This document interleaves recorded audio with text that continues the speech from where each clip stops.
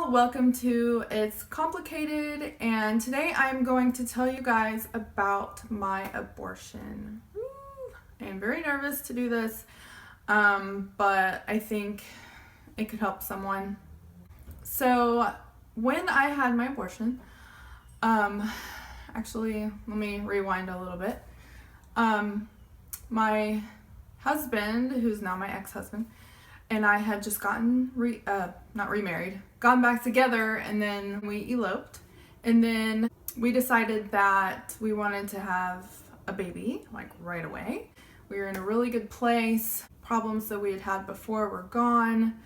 And we just really wanted to expand our family. So I got pregnant immediately, and we were really excited. My sister-in-law at the time was also pregnant. She was just a few months ahead. She was about 4 months ahead or so. The family was excited to have 2 new babies coming.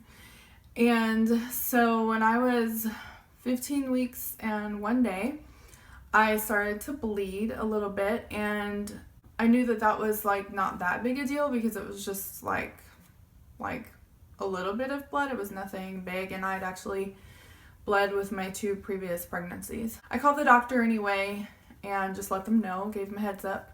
And that was on I think it was a Sunday. So he was like, okay, just keep an eye out for things like fainting, or if you start bleeding a lot more, then just go to the ER. So I was like, okay. I hung up the phone with him, and I remember I was setting the phone down and I got faint. And we called him right back, and I told him what happened, and he said, well, just go in to the ER and get an ultrasound. So we did. The heartbeat sounded great, and they took me back for an ultrasound, and as with most ultrasounds, the tech doing it doesn't tell you anything. When I went back to the room and then the doctor came back in, he said, you look good, you can go home, the heartbeat's good, so I just want you to follow up with your doctor on Monday. And I was like, can I see the sonogram pictures? And he goes, oh no, we don't have any, sorry. I just knew something was wrong by then. So we went home, and I called my doctor's office on Monday. My doctor wasn't there. It was his day off, I guess.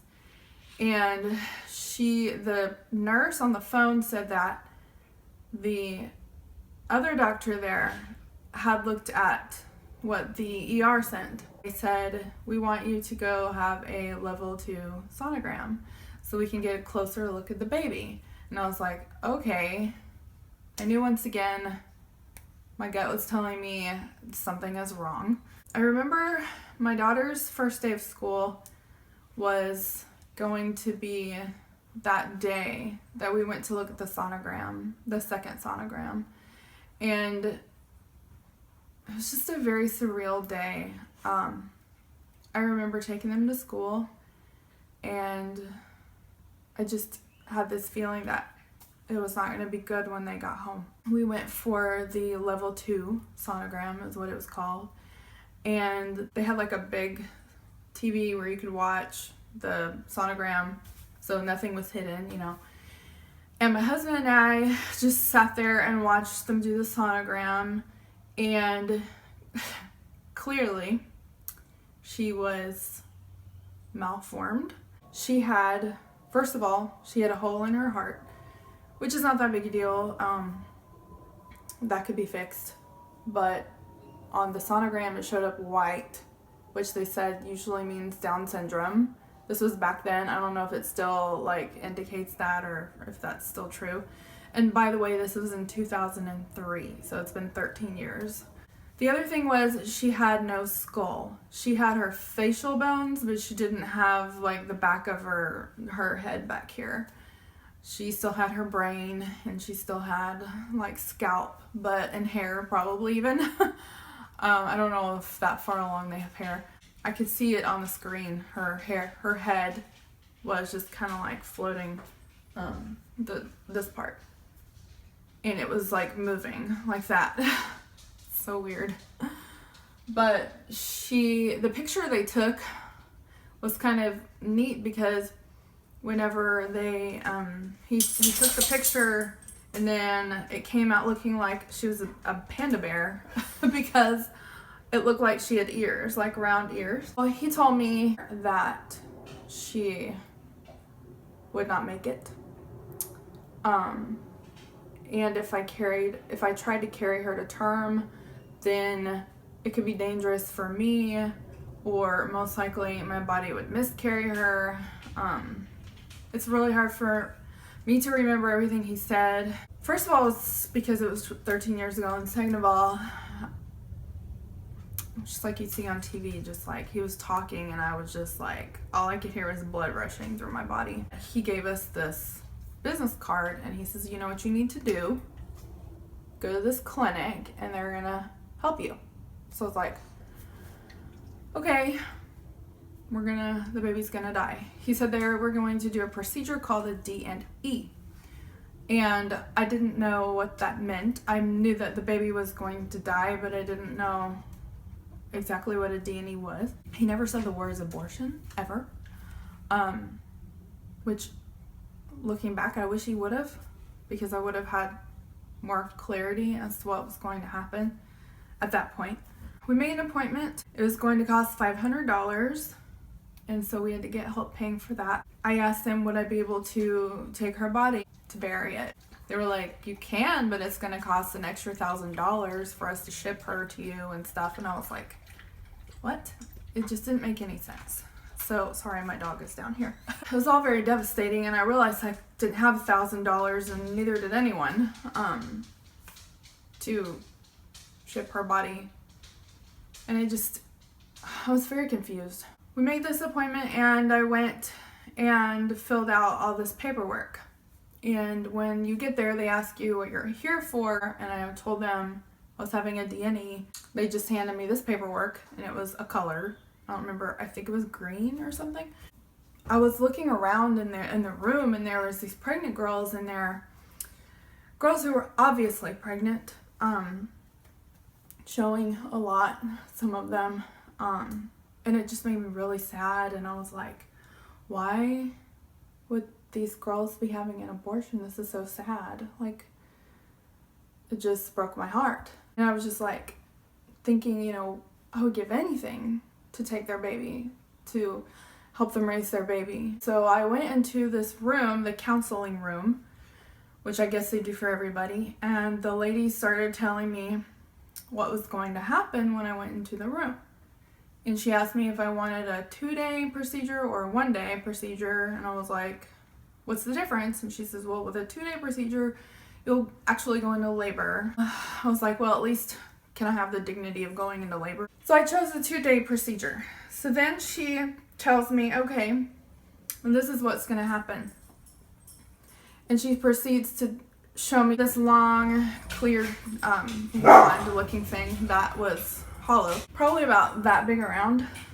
And so she was telling me, well, this is what we're going to get the baby out with. The machine will start sucking and pulling.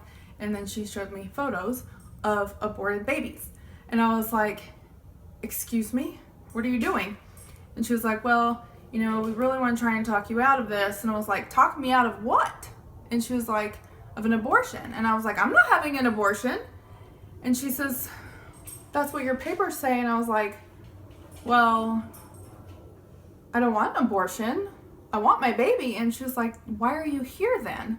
And I said, because they told me that the baby was not going to make it. I had to have a D&E. And she was like, I kid you not, her face was just shocked.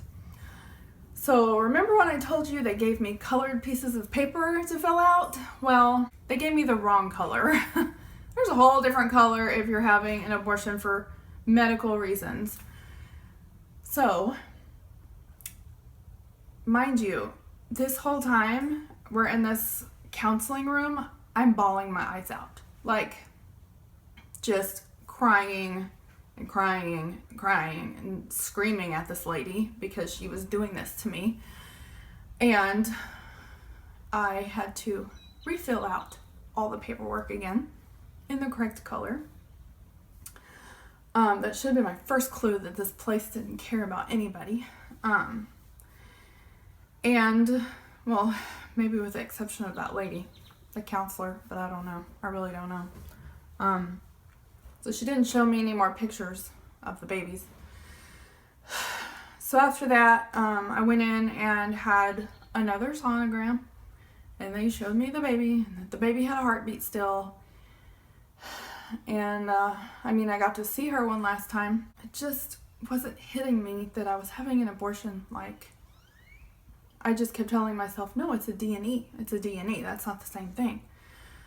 The baby's gonna die. Anyway, and, you know, I could die if I tried to keep my pregnancy going, and I have other children that I need to take care of. They gave me the seaweed, is what it's called. You'll probably never want to eat seaweed again. They put it in and they dilated me. And then I had to go home.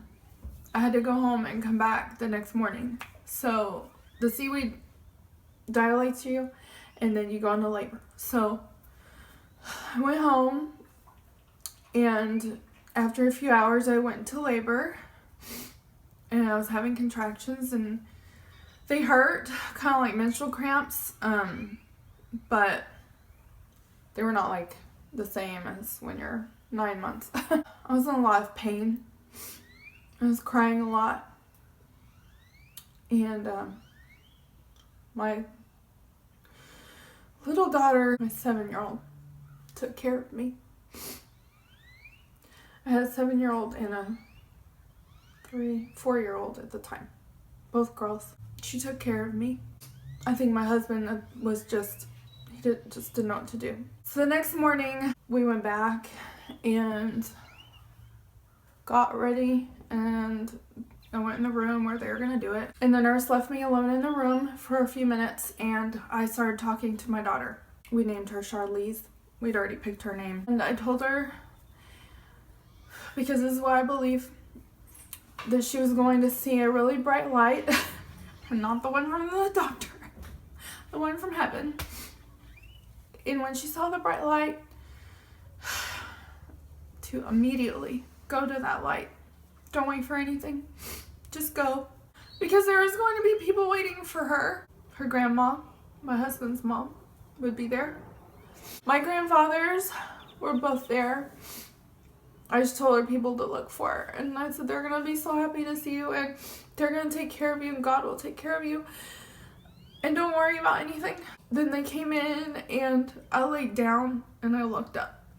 And on the ceiling were these butterflies. They had taken one of the ceiling panels off and replaced it with like a clear kind of thing where the light would shine and you could see the butterflies and stuff. It was comforting, I guess. I laid down and they gave me medicine and then IV so that I would be out. I'd still be able to talk to them, apparently, kind of like when you have a colonoscopy. And I remember during the procedure, I do have some memories of it. I remember tugging and pulling at my lower half. I remember the sound of the machine. And then the next thing was I woke up in this chair. It was like a recliner. And this lady was screaming at me. She was screaming at me to wake up, get up, get out of the chair. And I was just like, where am I? I don't know what's happening. And she was screaming at me. Obviously, she hated her job. She pulled me by the arm out of the chair. And she says, go into this room, like a dressing room, bathroom thing. And she was like, put this pad on, get dressed. And she was just screaming at me. She wouldn't stop screaming. And by this time, I'm bawling my eyes out because I didn't understand, why was this woman being so horrible to me? I just lost my child. So finally, she puts me in a wheelchair and they wheel me out the back because in the front are protesters. So my husband was there on the ramp waiting for me, and we got in the car and went home. I was so tired and so upset. And I felt so empty. But I was still big. because I was showing. I went into depression after that. I tried to get up and go places and do things, and I couldn't. I think I went once to Hobby Lobby to make her like a memory box for our daughter. My husband, he did not know how to deal with this. He couldn't deal with it. He retreated to gaming, and that's how he dealt with it.